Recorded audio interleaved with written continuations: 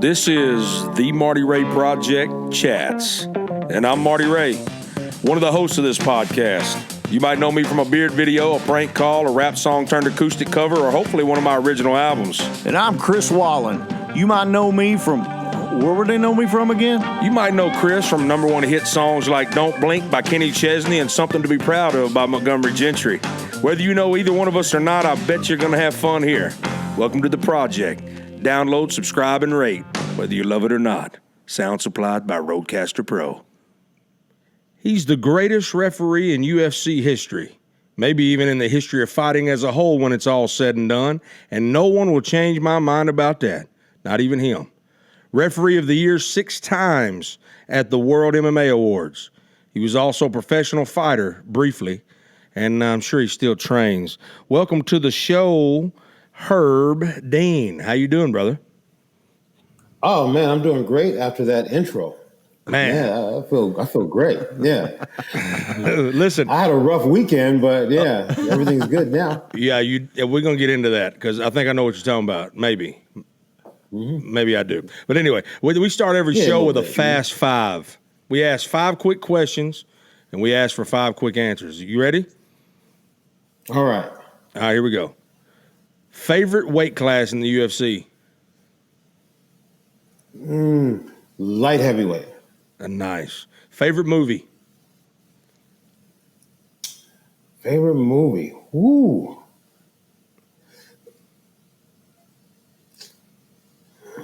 Star Wars. Okay, good choice. Favorite candy? If you eat candy. Jolly Rancher. Okay. Favorite arena that you've refereed in? Osaka Dome. I was thinking you was going to say Abu Dhabi, the Fight Island, but it's not really an arena. Favorite music genre? That's a hard one. Reggae. That's a good one, though. That's a good Or answer. soul. It's hard. It's hard. It's hard. I like music. So you like all kinds of music? I like all kinds of music, yeah. What about death metal? Are you a death metal guy? I mean, I can listen to it every now and then. I'm not going to put it on, but I like the screams. I like the I used to like that group Death, because they slowed it down and you had the same head nod that you would have to hip hop, right? The same head nod. So yeah, I like that. I couldn't name any of their songs, but when people put it on, I was like, that makes your head nod a certain way. I like it. Right. I wouldn't have thought you would have said yes to that, but you really are a lover of all music then, if that's the case. Yeah. So what was it's also just kind of funny, you know? Yeah. If somebody has a lyric, they just don't start off and just say, die. That's how they start off the song. What was it like being the referee? I've always wanted to ask you this. What was it like being the referee of the very fight that essentially launched the UFC? The Forrest Griffin and Bonner fight, because that was where the UFC really just blew up, it seems like to me. Wow, yeah, you know what? It was something. It was amazing. It was right then I knew something special was happening. I didn't have numbers, I guess, thinking back on it and asking people about it, I think people were looking at the numbers as they were coming in. I don't know. I guess they can do that. I guess people were calling their friends while they were watching it. Like, hey, do you see what these guys are doing? And so more and more people kept turning to it. But I remember, as they were going, that's the only time I've ever done that. I don't remember consciously deciding to do it. I remember even just kind of doing like this with my hands, to the crowd, hey, this is okay to cheer. This is, I think they got a great response in that arena too. Yeah, it was when Dana White came out and gave both of them a contract. It was well deserved, and it really catapulted to me. I was watching it before then, but I felt like I was one of the, not few, but there was definitely after that fight, everything just kind of blew up from there. It seems like the Ultimate Fighter shows and stuff like that really just blew up the UFC. So whoever came up with that idea, if it was Dana, it was a huge thing.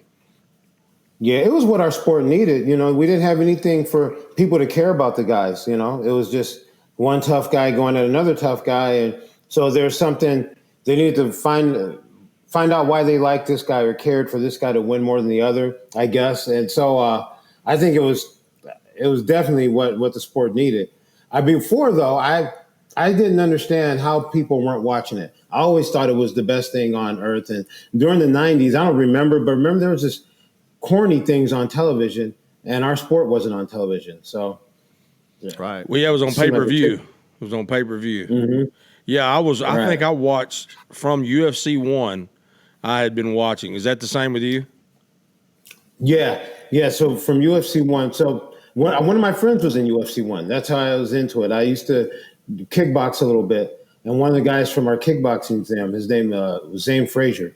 He was in UFC 1. And I still didn't believe it was going to happen until I actually saw them come out on the TV. Because at the time, it was hard to even just get kickboxing matches legalized. And so they went and did that. I didn't think that people were going to let them do it until I actually saw it happening. Remember that first match where the guy got the tooth getting kicked out right away, right? I think that was the first match.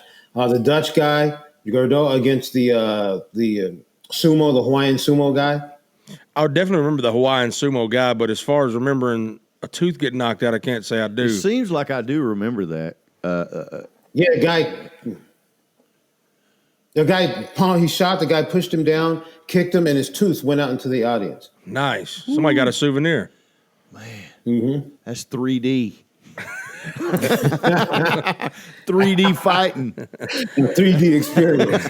Yeah, teeth and blood at the UFC 1. I tell you, UFC, before Dana White and them came in, there was the rules were just bizarre. Like there was a guy hitting somebody in the crotch repeatedly, and it was. Well, and it lasted basically until, it was done. It was. I remember watching Horace Gracie, and those guys. There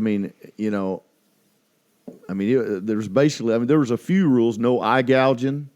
I think that was it. I think that was it. No biting. You couldn't bite. No biting. You couldn't bite. Yeah. Man. Mm-hmm. You could pull hair back then. They added that later, right? Mm-hmm. Yeah, you seen people because Hoist won by holding on to Chemo's ponytail. Mm-hmm. I remember that. That's right. Yeah. So, what is the craziest match that you've refereed? Like that you remember in your head? Is it like the one that is it a recent one like that just took place, or is it because of the controversy, or is it something that's further in the past? Oh no, that's no controversy. That's just people talking. That doesn't really. That's nothing really. That was kind of silly what happened, but I don't really. I thought the stoppage on that match was pretty textbook. I didn't think it was anything out of the ordinary. And some people decide to make it a little weird. Hey, enjoy it, Well, I'll say this. Mm-hmm. I'm with you. I did watch your. I seen those fights, and I did watch your explanation on Instagram after it. After the it is a controversy because they made it a controversy, not because it really is, right? Like you said. Right. But the one with I didn't know any of those fighters, to be honest.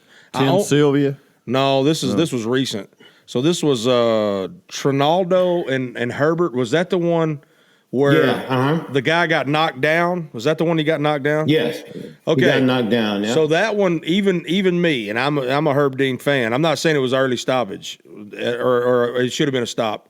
But from the outside looking in, as a spectator, it looked like he was out. But you see something that we don't, right? So you know more about it than we do. But I definitely was not one. When I listened to you say that people shouldn't be yelling out, especially with no crowd, people shouldn't be yelling out, stop the fight, because they might think it's the referee. I was like, that's really true, man, especially without the crowd. Well, there's people who might yell that, the guy's corner or maybe the physician. Physicians say, well, so when you said out, you thought the guy was out. For me, okay, because I'm supposed to call TKOs and KOs. They'll come and say KO. KO's knocked out, right? Yeah. So when I see someone out, when I say out, I think that means short for knocked out. That means that person's asleep and not moving. Or if they are moving, which we don't want to see, maybe they're posturing, having some sort of a seizure. But when I say knocked out, I think that guy is asleep and not moving, and I don't think that's what that guy was. No, he definitely wasn't that. When I say out, I just mean, because you see the fight get stopped. I'm not attacking you at all. No, I know, but I don't think you are. I just want to have when we talk about it, I like to have specific descriptions, because that's what I have to use to make my decisions. So when we say out, let's say we can say the guy was hurt. We just want to make, so we say the fighter was definitely hurt. Here's why when I say out is when as just a fan, a mere fan that really doesn't know much about the inside workings of UFC. Never been in an octagon or anything.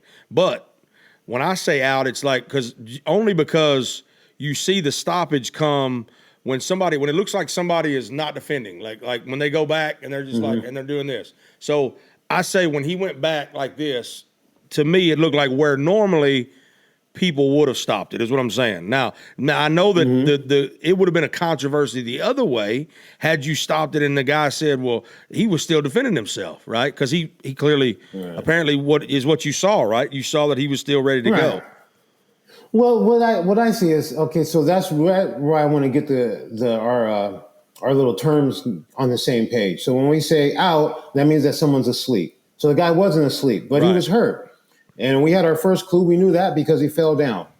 And he fell a delayed reaction. So it wasn't even the force of the punch knocking him down. He was definitely hurt because he got hit, and then it was a delayed reaction. He falls. So we know he's hurt. But that's one of the things that happens when people are punching and kicking each other in the face. They get hurt. So now what I have to decide, is he able to protect himself?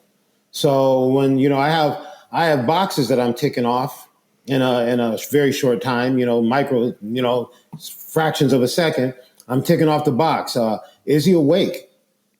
Does he know where his opponent is? Does he care where his opponent is? That's good, because sometimes you see a guy, he's just staring into space and he's not even looking for his opponent. So he might not even know he's in a fight at that point. So we want to know, are they at least looking for his opponent?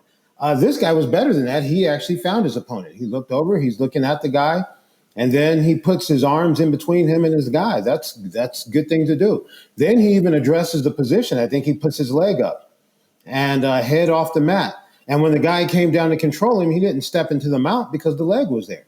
He even had to go into somewhat of a guard position. I'm not sure if it was a half guard or what, but he didn't go straight on top of him, which is the preferred position, because he had to deal with the leg. So there was some defense there. And I need to see how able he is to defend himself. But from making those actions, at least we're going to give the guy something to try. What also made it weird is the other fighter hesitated because he didn't want to jump on the guy. He's a nice guy. Yeah. But my job is I need to see if someone can defend themselves. So I need to also, part of that, I need to measure what he's doing. And I also need to measure the threat, so... Right. So there wasn't much threat there until the guy came after him. So that's what we do. I understand completely. When you explain it, it makes perfect sense to me. And then when you see, because after I watched your explanation on Instagram, I went back and watched it, and I see everything that he mentioned happening right there. Like the guy tracking his opponent, he saw him coming. He did everything that you said. He did that. So, and that makes perfect. That's why you're the ref. And the fans aren't the ref, because there's been stoppages that you've been involved with where they said you shouldn't have stopped it. I think you refereed Askren and Lawler, didn't you? Or was that not you? I did, yeah. I did. I refereed Askren and Lawler. Yeah, so then you stopped that one, right? Like as you should have, and then everybody says, well, he shouldn't have stopped it, And I thought, no matter what you do, it's like even the best ref there is they're gonna find a controversy to drum up. Well, even with that, I mean the Tim Sylvia and the Frank Murr fight, the thing at where you literally saw his arm break. Mm-hmm. They come out and that was crazy. I mean, and everybody was kind of, and then later on, of course, they found out that his arm was broken. So Yeah, I had a good seat. That's one of the things. I'm pretty close to things, so I can see what's happening and things that other people aren't able to see.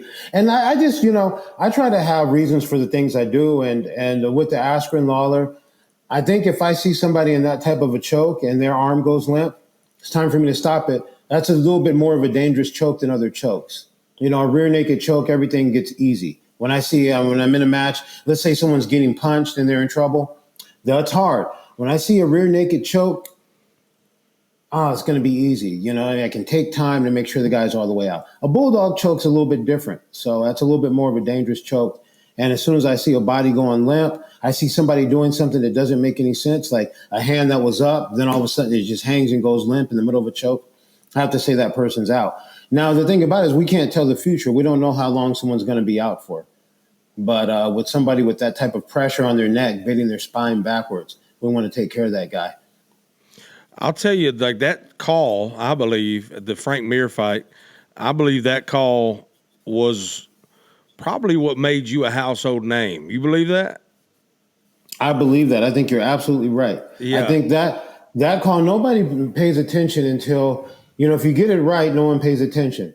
And then if you get it wrong, everyone pays attention. Yeah. And then right there on TV, everyone's paying attention. They're doing their thing to do. They're doing what we love to do so much in this society. You got it wrong. And then Joe Rogan, man, he found where the arm broke, and then all of a sudden I was right. And so I think that kind of made it stand out for people. And I think without that, in my mind, I had accepted that it was a good run, and I probably wouldn't be back, and that maybe some kid later on would put it on the internet. Hey, by the way, his arm was broken, but no one would care by that point because they had got their chance to point fingers and stuff like that. Right. I always say they always print what they're really trying to say on the first page, but when they have to retract it, it's on the 8th page. That's true. Yeah, that's exactly. Yeah, that's definitely true. It's a rough thing. Yeah, it's a rough thing with the analysts sometimes because it's such a hard job. They have to talk and make something sensational that people are going to care about for 8 hours. I mean, I don't know if it's 8 hours straight, but with the prelims and everything, they're going nonstop and trying not to say the same thing twice. I don't know. I mean, I'm sure that you don't want to play the same lick twice or over and over again. They're trying to vary it, make things a little different. Right. And and make it interesting for people. And I mean, we're the low hanging fruit. It's just right there. So easy, I saw one of the matches there. There was an elbow, and the guy said, "Well, he got hurt by an illegal elbow." And then the replay goes. You can hear the time go. They didn't say, "Oh, all right, the elbow was it wasn't late." They go, "Oh, it was an illegal elbow. It was a late elbow. Then it was an illegal elbow." Then they saw, "Oh no, that was right on the zone," but nobody says anything. And they go, "Oh man, there's a lot of redness." But the thing to make people care, if to put a little extra season, a little extra sensation on there, some sizzles to go, it was a late elbow. Whoa, wait a minute, So we're the low hanging fruit, and if you want somebody to care about what you're saying, it's pretty easy to reach out and go after us. But right. I know what my job is, and I know what my objective is, and I know what I want to do. It's nice that people like me and that, you guys like me enough to have me on your show. That's great. It's amazing. You know what I mean? I'm going to enjoy it. Sometimes people buy me beer, but that's not what I'm here for. I'm here to call these matches in a systematic way and to make decisions where I can sleep well and know that I've done the right thing. Well, I'm here to serve these athletes. Yeah, definitely. And you actually, I mean, you do some homework too, right? I mean, I was reading where you kind of, before fights, you kind of assess the fighters before the fight, knowing their physical conditions and Not really. You I don't? go back and I talk to them before the match. Okay. I go back and I talk to the fighters, and because really they don't really, fighters play that close to the chest. They don't really give out any physical what's going on with them physically. Right. Every now and then I've had guys back in the day. If some guy had some special jiu-jitsu elbow that could twist all the way back, he'd show me and go, "Oh, if you see me in this position, see, I can do this." Oh, okay, that's good to know. Yeah. But most of the time I just try to be as consistent as the octagon, right? Right. Which is impossible, but that's my goal. Yeah. The octagon doesn't have to research the athletes that are fighting in it, and neither should I. I should know the rules, and I should try to enforce them as consistently as possible. Yeah. What is the deal with matches that you ref and shin bones being broken? Oh, shit, that's true, huh? Okay, let me see. Silva? There was, Silva, that was... and then Crow Cop. Silva. Oh, that's right. That's what I want to ask you about Crow Cop. Cop. I've seen that clip I can't tell you how many times I've seen that because you know that's in the list of the craziest knockouts. That's like up there, like top 3 probably.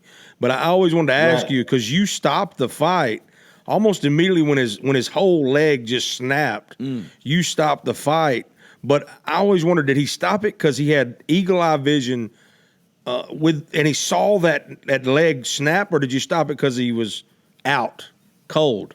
I saw both. He was out and his leg snapped when he went down.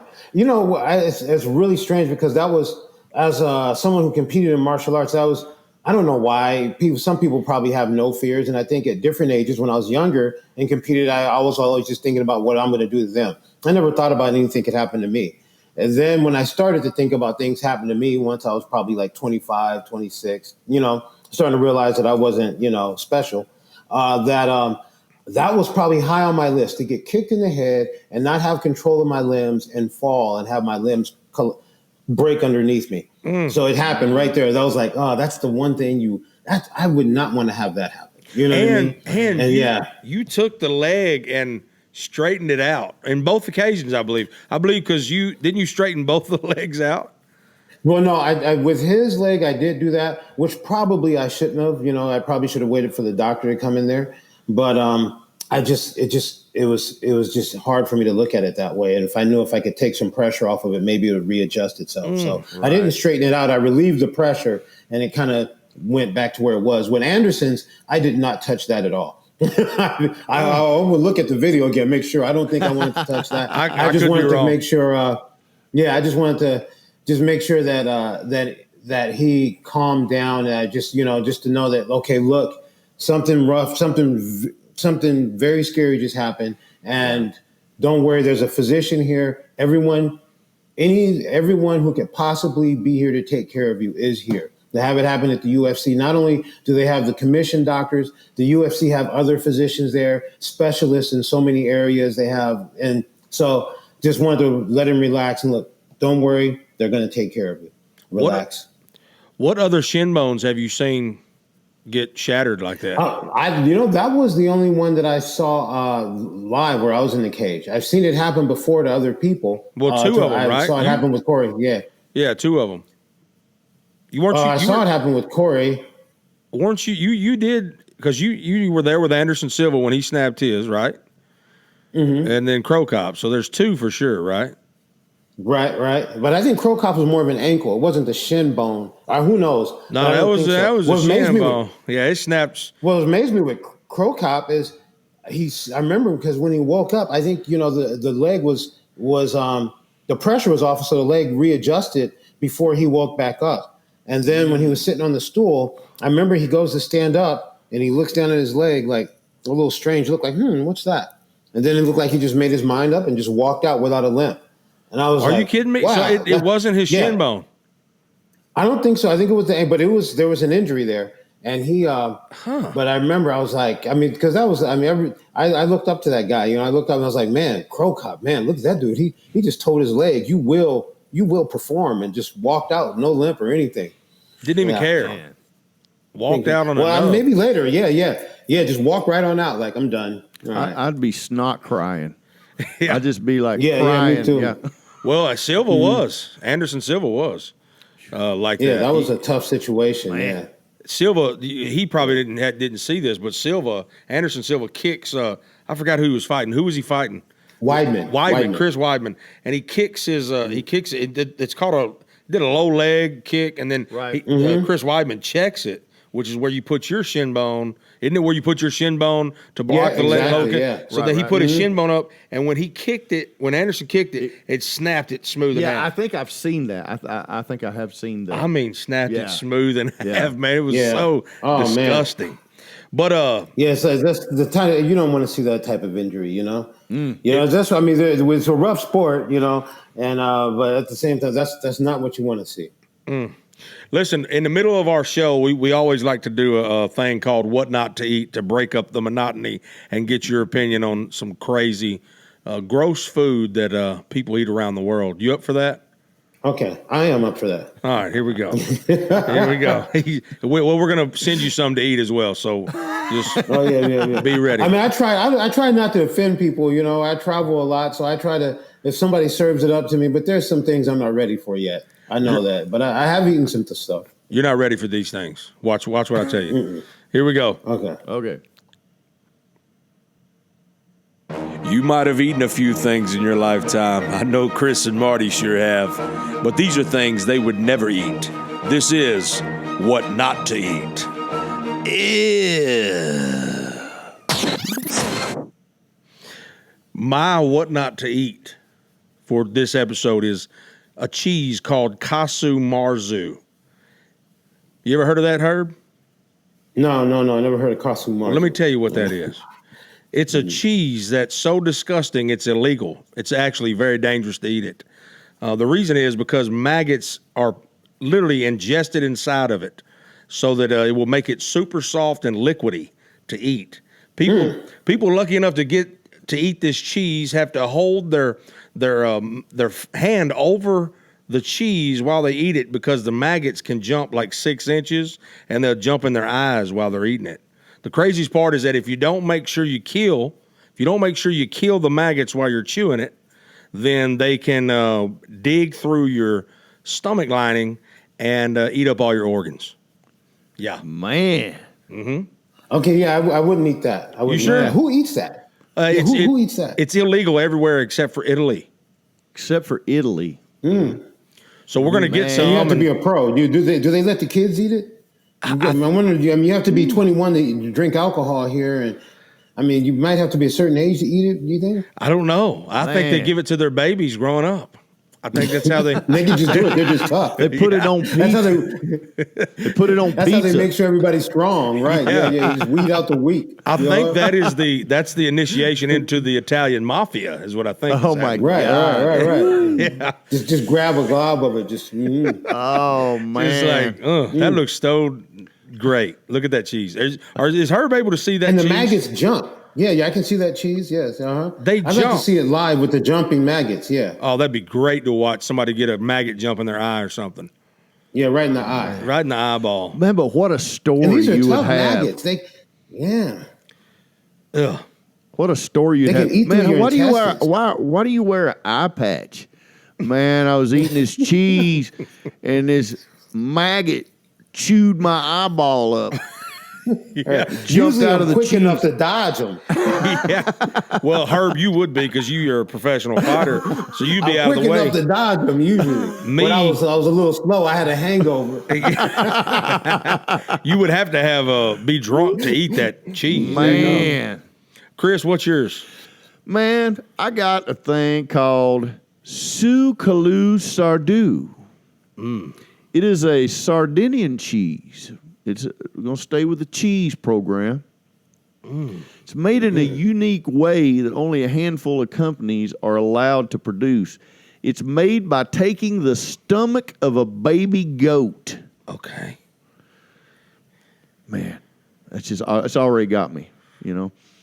Stomach of a baby goat, which is then tied at one end with a rope and left to mature with all its contents of mother's milk, which is raw goat's milk. The cheese is then aged for at least 2 to 4 months and then eaten with sliced bread, including the stomach, or fried in lard. Oh, nice. Wonder how that tastes on a cheeseburger. Oh, man. Look at think about that on a biscuit.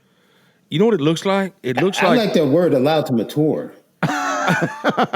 That's a good word, allowed to mature. Yeah. You know what that looks like to me? It looks like a mummified testicle. Is what it looks like. I'm just saying. Have you ever seen a mummified testicle? I haven't. Since my Uncle Johnny had that accident, I've not seen anything like that. I haven't either. All right, well, that was the what not to eat, Herb. What do you think? Are we going to try some of this cheese when we meet up someday down the road, maybe? I think I'm gonna take a pass on this. That's a hard pass. I'm glad you did because I didn't want to look like a chump.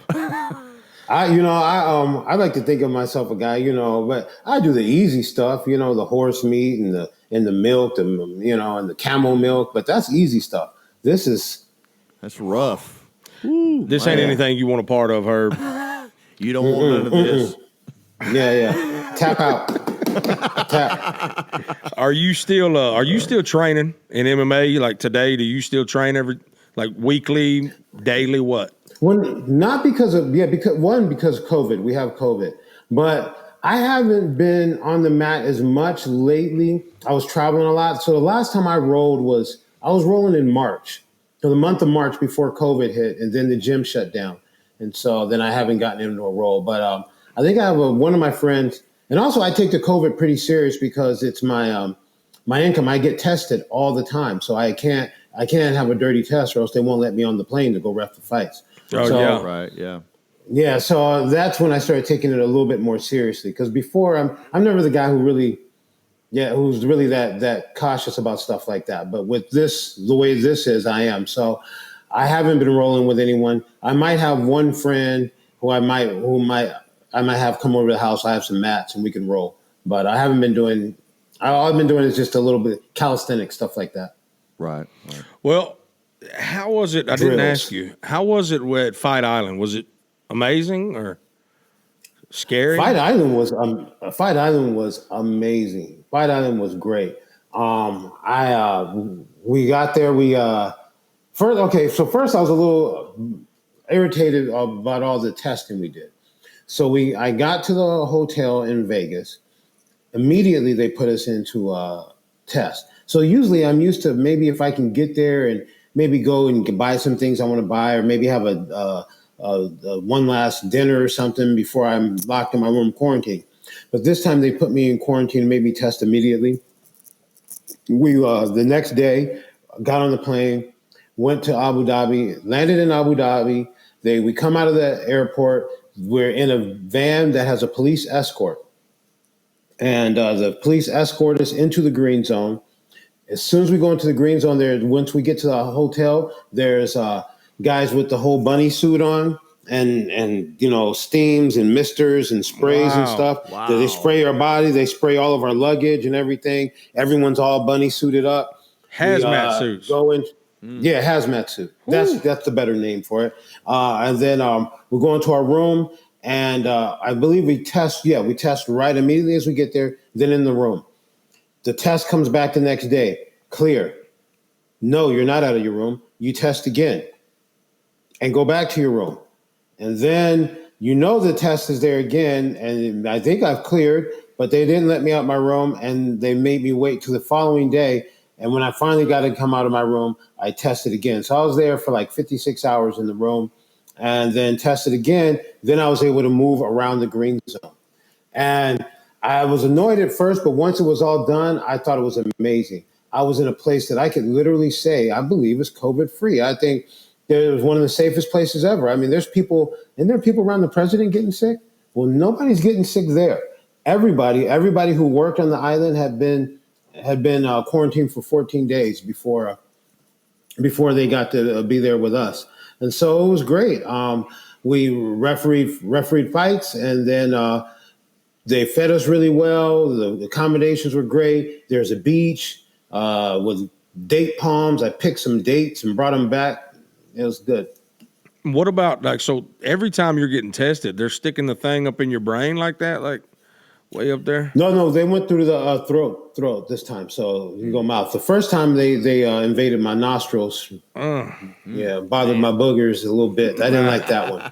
But the other ones, they just go in the throat. But they were serious about it. The first one, different people take it more seriously than others. I think some took it a little too serious. The lady was in my throat, just back there like this. God. Wow. But like fighting that little boxing, punching speed bag back there. Yeah. Man. Like she was Fenton, Zorro. She was hearing. I avoided her. She was hearing the Rocky theme song back there, like da da da da da da da da da. Oh man. Yeah, she was like, "I'm ready for." The next time I came down, she's like, I was like, "I'll wait till that, guys." No. Yeah. I just would rather not referee again. Thank you. I gotta. So do you actually like the trash talk in the MMA for the promos, or are you one that likes it to be everybody's happy with each other, it's cordial, we're just fighters, and yada yada yada? Or do you like the trash talk? That kind of Muhammad Ali. I like it when they're Yeah, I like it. I like them to be them. So I think different people make the world go round. So if you want to talk trash, and especially if it's good and you're comical, I think it's great. You know, So if you like don't, if Connor? that's not you, no, yeah, I don't think if you're not good at it, if you're not, if it's not you, yeah, be you. I think it's awesome. It's a chance where people can be their personality and do what they're there to do. And I'm not one of those people who thinks everyone should act the way I act. You know. Well, And the so, reason I asked that was because, Khabib, who I am rooting for to lose, not because I don't like him, but it's because I always root for the undefeated to lose, because I feel like everybody should be humbled at least once. So I am rooting for him to lose. Do you think he'll lose against Justin Gaethje if he ever fights I him? don't make predictions. I don't make predictions. You It's don't part do of it? my referee oath. No, I might don't referee blame the you. fight. I Yeah, hope- yeah. And That's so true. I don't want, I want people, I don't want people to think that No. I had a preconceived notion about what was going to go on or anything like that. So You're a smart man, Herb. I just show up and let the best man win. Now, I even think it in my mind. I do meditation to try to have a clear mind that way. who's your favorite fighter of all time to watch? Oh, of all time to watch. Well, I mean, besides Hoist Gracie, I mean, that's the beginning, the guy who set it off. Who else is good? I don't have a favorite. There's so many. And that's maybe I don't really have favorites, you know? Who's your favorite nephew? My favorite nephew? I don't have one nephew. Oh, Oh, okay. I have one of those. Yeah. Nick. My No favorite no nephew's siblings? Nick. I only have one. His is Nick. Well, that didn't I only work. have one, That so- didn't work. I was going to try to put you on the spot, make you pick out who's your favorite auntie? Who's your favorite auntie? Or I was trying to put you on the spot, you know? Yeah, did it Make wrong. you say something to get you in trouble when you get home, you know? He went the wrong route with me. I did that. Yeah, I did that once. I told one of my aunties she was my favorite, and she told all my other aunties. It wore me out for a year. Oh, no. I always say you're one of my favorite aunts. That's what I say. Or you're one of my Okay. favorite uncles, But you are definitely my favorite referee. I'm not one of you. Definitely are. You're really the only referee I've ever really, actually cared enough to look into. You know what I mean? That's what's crazy about it. Oh, okay. Thank you. Yeah, like any other referee, it didn't really mean much to me in the UFC. They were just a body. But like I said, after that one call, I think it's called the greatest call of all time, the one he brought up with Tim Silva. I think you just became this celebrity that wasn't just a referee, and now you're actually a celebrity. You're a personality, and the beautiful thing about it is that you're not a cocky person. You know your job well, and you will defend whatever decisions you make. That being said, are there any bad calls that you remember in your career that you agree were bad calls? Yeah, I can think of some if I have to think about them for a minute.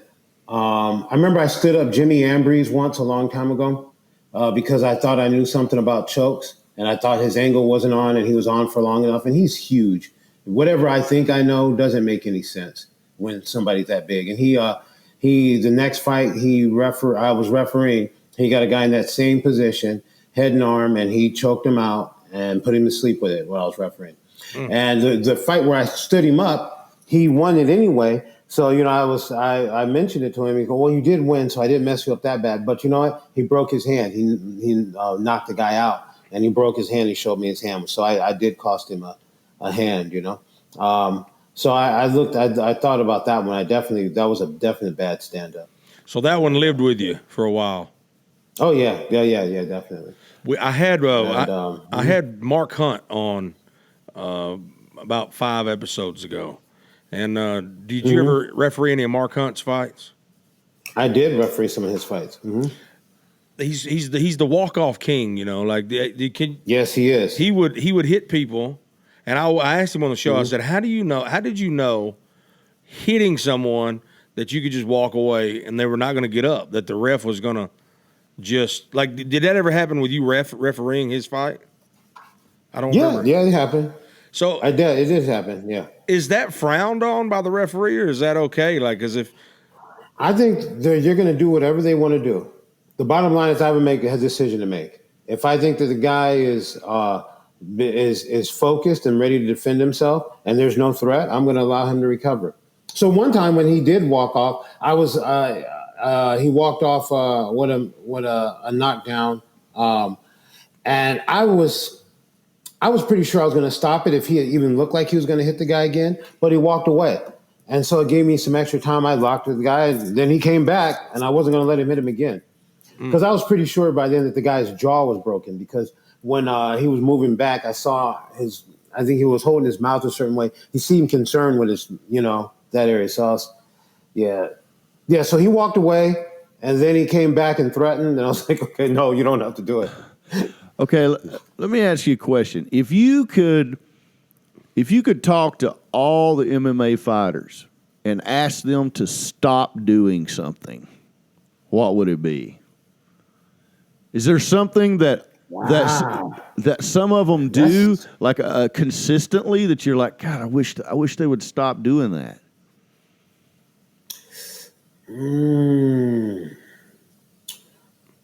There's nothing that's really that stands out that bad. I mean, the tough thing for us is catching the eye pokes. I mean, that's a tough thing with our sport because we have those open fingers.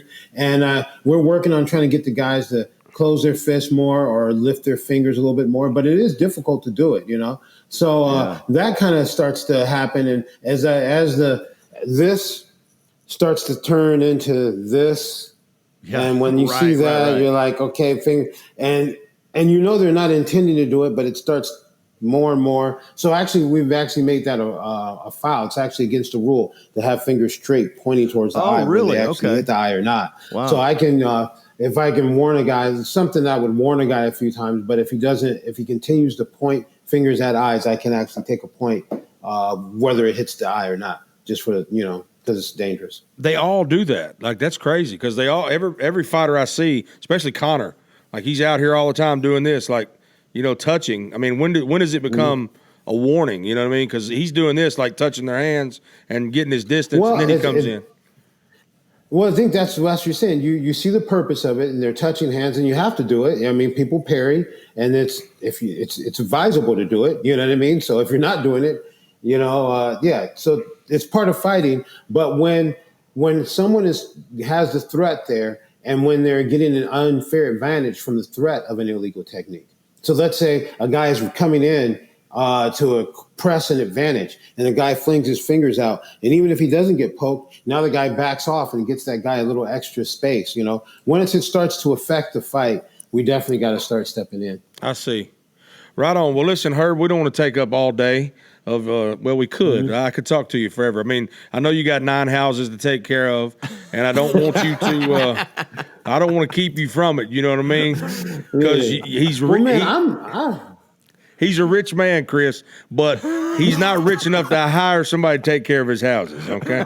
He ain't going to do that. He's a rich man, but he's frugal, and I like that, Herb. That's honorable. I like that a lot. I'm so happy that you actually called me up to be on your show, man. I think it's the first time I've been on a show with somebody who wasn't strictly in MMA. And I saw how I became aware of you. I saw your I think it was a promo that Cowboy did. Did you sing on something for Cowboy? I did.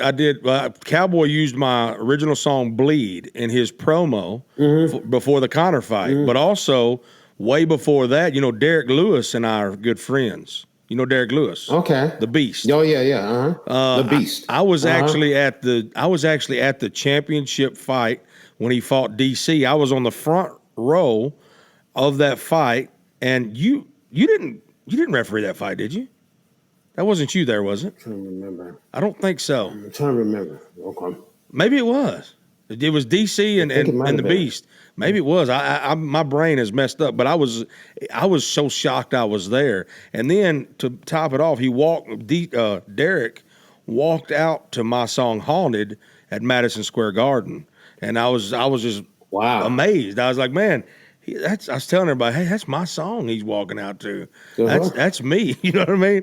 And they were like, really? Yeah, right. I was like, no, that's my song. And then Derek come up and gave me a hug. So then they believed it.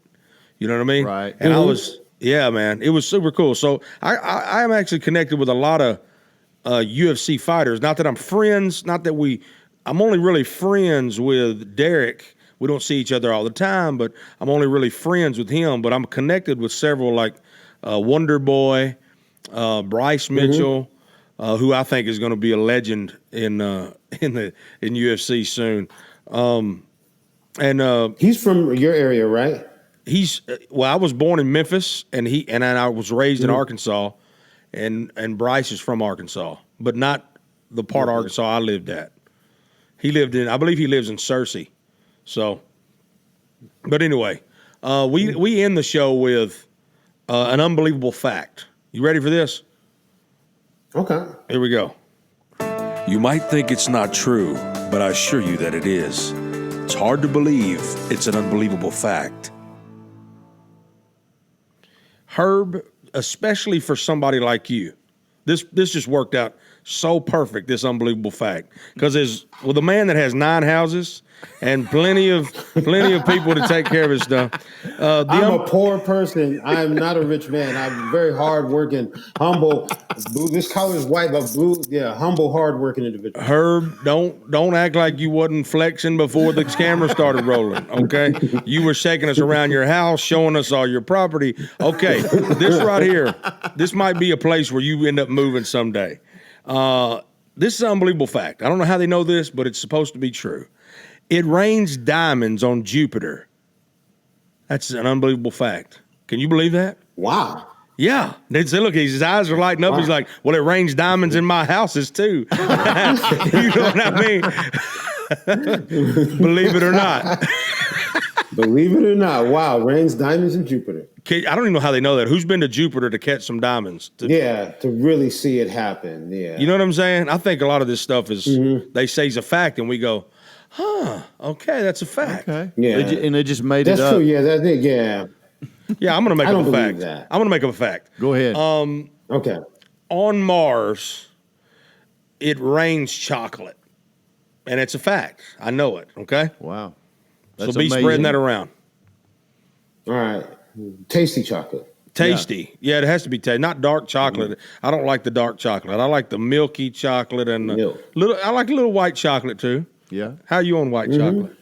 Oh, I like them both. About any kind of chocolate. I'm not picky. Marzipan. You like that? I like Lindt chocolate. Ooh, that's it's nice. Fancy. Right on. Fancy. Herb, listen, thanks so much for agreeing to do this show, and even with all the technical difficulties we had at the beginning, we apologize about that, but it was fun, and it was a blast talking to you, and I consider you a brother. Now, next time I'm at a fight, I'm going to yell your name as loud as I can if we ever get to do that again. If you're ever at a fight too, if you're playing around the show, let me know, man. I'd love to come see you live, man, doing your thing. I have to do that. Just you're so rich. Bring me in to do a show at one of your houses. Like fly him in. Yeah. Like we'll be there, man. Just let me know. We'll bring the diamonds. We'll bring them. Yeah. Don't tell people. Somebody's actually going to believe that I'm rich. Well, that's what this show is going to be titled. Herb Dean is rich. So yeah, right. It's so good to meet you, man. Thanks a lot. All right, brother. Love you to death, brother. Hey, thank you. God bless you. Love you, brother. See you around. All right. God bless. Thank y'all so much for listening to the Marty Ray Project Chats. And a big thank you to Rode for supplying the sound with Rodecaster Pro. Whether you like what you heard or hated what you heard, subscribe and rate us anyway. Let us have it.